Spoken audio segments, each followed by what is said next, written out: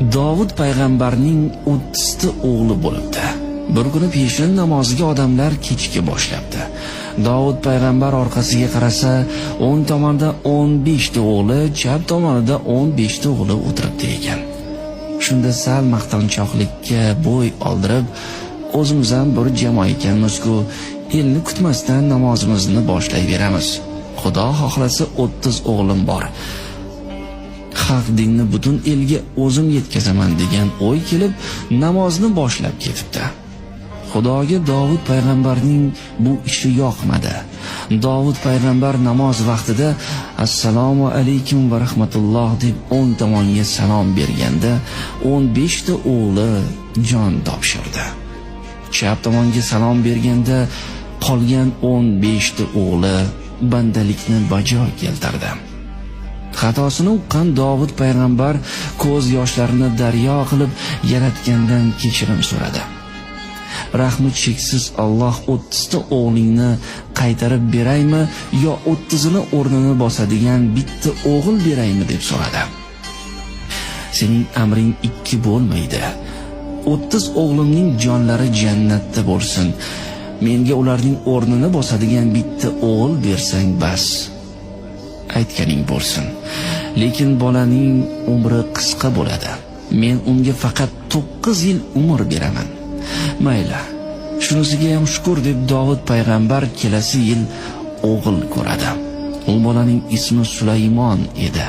Sulaymon ish buyurishga yarab qolgan paytida Davud payg'ambar uning qo'liga qumg'on, yelkasiga sochiq osib, o'g'lim, sen endi bizning uyga kelgan mehmonlarning yoshmi, qariyami, hammasining qo'liga suv quyib turgin. Suvni 3 marta uzib quyasan. 4-marta agar mehmon so'rasa, quyasan. Ota, nega uzib quyishim kerak? Sababi o'likni yuvishganda suvni uzmay quyadi. Sen axir suvni tirik odamlarga quyasan-da, o'g'lim. Ikkisini farqi bor deydi.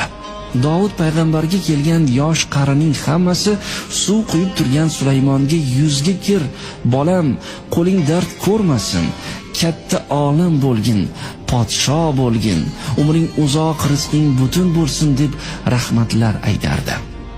Bir kuni Sulaymon 9 yoshga to'ldi.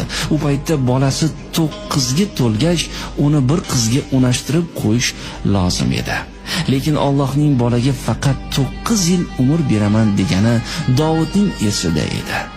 Bir kuni Davud payg'ambar saharda Allohni zikr qilib o'tirib, Sulaymonning yoshi 9 dan oshdi.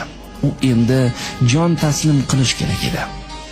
Buning tirik qolganining sababini so'radi va agar jonini olmaydigan bo'lsa, bolani unashtirish lozimligini aytdi. Shunda Haq taolo mening ismlarimdan biri Xalqdir. Minglab odamlar sening bolangga uzoq umr tiladi.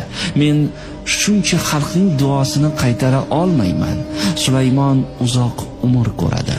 U barcha yerdagi maxluqlarni, osmondagi qushlarning va barcha dengizdagi baliqlarning tilini biladigan bo'ladi. Barcha odamlar va jinlarga hukmronlik qiladi deb javob berdi.